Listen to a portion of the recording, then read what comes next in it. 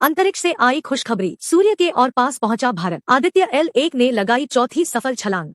जय श्री राम दोस्तों। न्यूज, आप सभी लोग कैसे हैं दोस्तों? वीडियो को लाइक करें, अपने दोस्तों को शेयर करें और ऐसी ही वीडियो पाने के लिए सब्सक्राइब करें।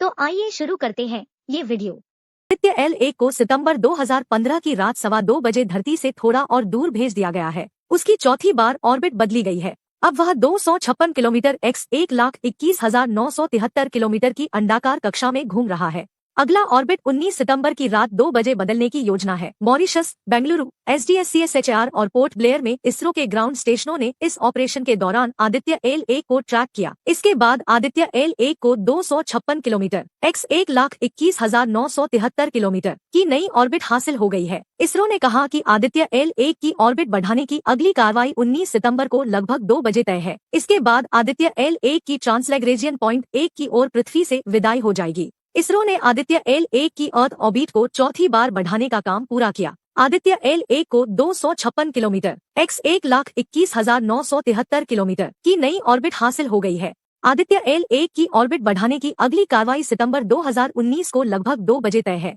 अंतरिक्ष एजेंसी ने X पर एक पोस्ट में इसकी जानकारी दी। मॉरिशस, बेंगलुरु, SDSCSHR और पोर्ट ब्लेयर में इसरो के ग्राउंड स्टेशनों ने इस ऑपरेशन के दौरान आदित्य L1 को ट्रैक किया, जबकि आदित्य L1 के इंजन के फायर होने के बाद के ऑपरेशनों का सपोर्ट करने के लिए एक परिवहनीय योग्य टर्मिनल मौजूदा वक्त में फिजी में तैनात है।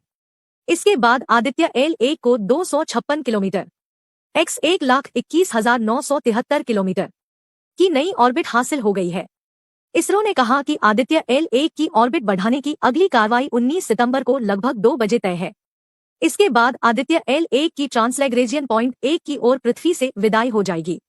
आदित्य L1 पहली भारतीय अंतरिक्षाधारित वेधशाला है जो पहले सूर्य और पृथ्वी के लैग्रेंजियन पॉइंट L1 के चारों ओर एक ऑर्बिट में सूर्य का अध्ययन करेगी।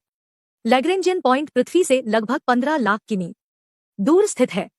आदित्य L1 की ऑर्बिट को बढ़ाने का पहला, दूसरा और तीसरा चरण क्रमशः 3, 5 और 10 सितंबर को सफलतापूर्वक पूरा किया गया था। इसरो पृथ्वी के चारों ओर अंतरिक्ष यान आदित्य L1 की 16 दिनों की यात्रा के दौरान उसकी ऑर्बिट को नियमित ढंग से बढ़ा रहा है, जिसके दौरान अंतरिक्ष यान L1 अपनी आगे की यात्रा के लिए जरूरी वेग हासिल करेगा। पृथ्वी से जुड़े 4 ऑर्बिट राउंड के पूरा होने के बाद आदित्य L1 अब अगले ट्रांस लैग्रेंजियन एक सम्मिलन चरण से गुजरेगा, जो लैग्रेंज पॉइंट L1 के पास उसकी मंजिल के लिए लगभग 110 दिनों के सफर की शुरुआत होगी। L1 पॉइंट पर पहुंचने के बाद आदित्य L1 को L1 के चारों ओर एक कक्षा में स्थापित कर दिया जाएगा, जो पृथ्वी और सूर्य के बीच एक संतुलित गुरुत्वाकर्षण स्थान है।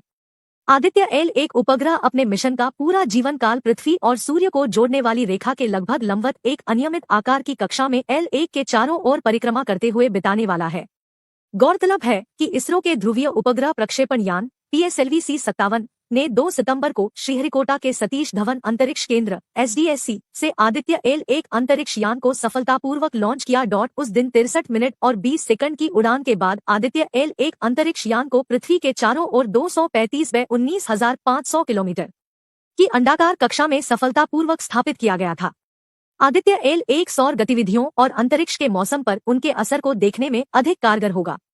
आदित्य L1 भारत का सूर्य मिशन धरती से 1.21 लाख किलोमीटर दूर बस एक चक्कर और फिर 109 दिन की लंबी यात्रा आदित्य को 5 साल के लिए बनाया गया है, लेकिन सही सलामत रहा तो यह 10 से 15 साल तक काम कर सकता है। सूर्य से रिलेटेड डेटा भेज सकता है, लेकिन इसके लिए उसे पहले L1 पर पहुंचना जरूरी है। लैग्रेंज पॉइंट अंतरिक्ष में मौजूद ऐसी जगह है जो धरती और सूरज के बीच सीधी रेखा में पड़ती है। धरती से इसकी दूरी 15 लाख किलोमीटर है। सूरज और धरती की अपनी अपनी ग्रेविटी है। L1 पॉइंट पर ही इन दोनों की ग्रेविटी आपस में टकराती है, या यूं कहें जहां पर धरती की ग्रेविटी का असर खत्म होता है वहां से सूरज की ग्रेविटी का असर शुरू होता है। इसी बीच के पॉइंट को लैग्रेंज पॉइंट कहते हैं।